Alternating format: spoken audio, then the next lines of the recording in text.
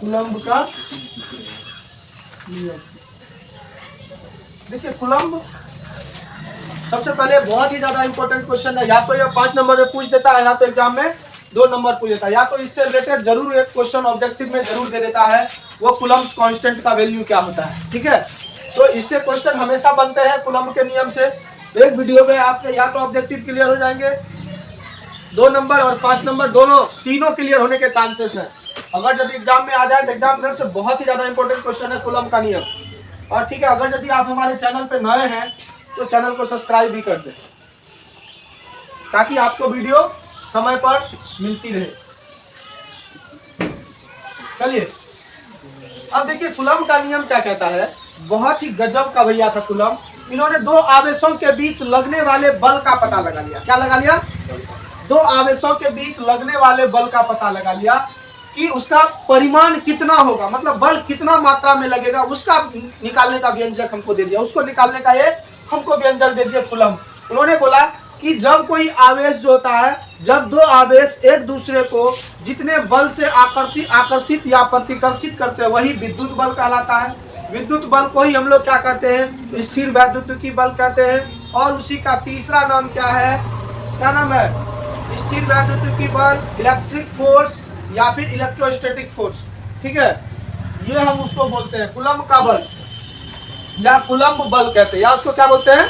Coulomb बल कहते हैं। तो इसका जो सबसे पहला चीज है, इन्होंने जो स्टेटमेंट दिया, इन्होंने 2 आवेशों के बीच लगने वाले बल के रूप में बताया, मतलब बल का व्यंजक दिया। 2 आवेश, मान लीजिए ये आवेश Q1 है और यह आवेश Q2 है, और एक दूसरे से कितना दूरी पर अवस्थित है बबुआ?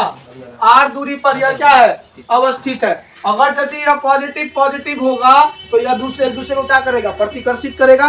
और प्रतिकर्षित क्यों करेगा? आपको प्रॉपर्टीज पता होगा कि समान आवेश एक दूसरे को क्या करते हैं? प्रतिकर्षित, और असमान आवेश एक दूसरे को आकर्षित करते हैं। तो उस कंडीशन में यहाँ पर उसको क्या लगेगा? प्रतिकर्षण बल लगेगा। वहीं अगर यदि हम लोग क्या ले लें, एक प्लस ले लें Q1 और दूसरा Q2 क्या ले लें? माइनस ले लें, तो दोनों के बीच कौन सा बल कार्य करेगा? और दोनों R ही दूरी पर हो तो दोनों के बीच कौन सा बल कार्य करेगा? आकर्षण बल कार्य करेगा। क्या करेगा? आकर्षण बल कार्य करेगा। ठीक है, तो मतलब यहाँ असमान चिन्ह हो गया, यानी असमान आवेश एक दूसरे को क्या करते हैं? आकर्षित करते हैं, और समान आवेश एक दूसरे को प्रतिकर्षित करते हैं। ठीक है, तो कूलम्ब जो था, कूलम्ब बेचारा क्या कहा कि इन्होंने व्यंजक दिया, कूलम्ब बल का व्यंजक दिया, कूलम्ब फोर्स का व्यंजक दिया। तो उन्होंने क्या बोला? यदि किसी 2 आवेशों के बीच, पहले हम लोग जान लेते हैं विद्युत बल का डेफिनेशन। किसी 2 आवेशों के बीच आकर्षण तथा प्रतिकर्षण बल को, आकर्षण तथा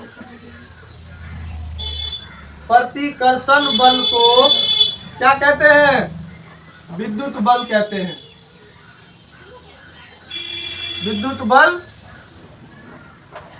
कहते हैं। मतलब कहने का सिंपल अर्थ है कि मतलब इन दोनों आवेशों के बीच जो आकर्षण या प्रतिकर्षण बल लगेगा उसी को क्या बोलेंगे हम लोग? विद्युत बल, कूलम्ब बल या फिर स्थिर वैद्युत बल। तीनों एक ही चीज है। ठीक है, अब यहाँ पर देखिए, अब इसका स्टेटमेंट क्या है?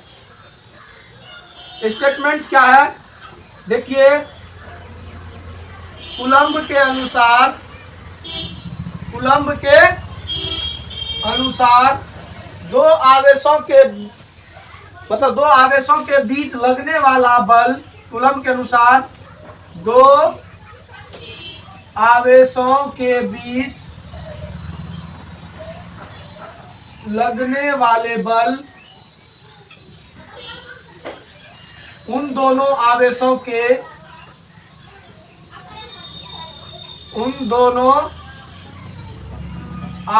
के गुणनफल के समानुपाती होता है। आवेशों के परिमाण के गुणनफल के समानुपाती होता है, तथा उन दोनों आवेशों के बीच की दूरी के व्युत्क्रमानुपाती होता है। उन दोनों आवेशों के बीच की दूरी का व्युत्क्रमानुपाती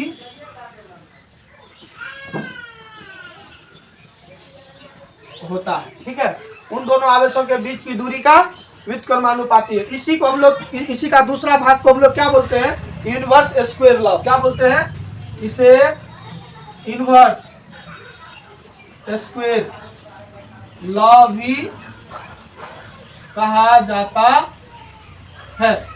चलिए, ये तो उसका स्टेटमेंट था। अब उसका व्यंजक देखते हैं। यदि Q1 mode of plus minus Q1 तथा mode of plus minus Q1 Q2 बराबर ये क्या है, आवेश है। R बराबर क्या है, Q1 तथा Q2 के बीच की दूरी, और F बराबर क्या है, विद्युत बल। क्या है यार, विद्युत बल। तब देखिए फर्स्ट स्टेटमेंट से क्या बोलता है, तब मतलब इन दोनों आवेशों के बीच लगने वाला जो बल होता है वह किसके समानुपाती होता है बाबू, Q1 mode of plus minus Q1 into plus minus Q2 ये समानुपाती होता है के गुणनफल के, और उन दोनों आवेशों के बीच की दूरी के वर्ग के व्युत्क्रमानुपाती होता है। दूरी के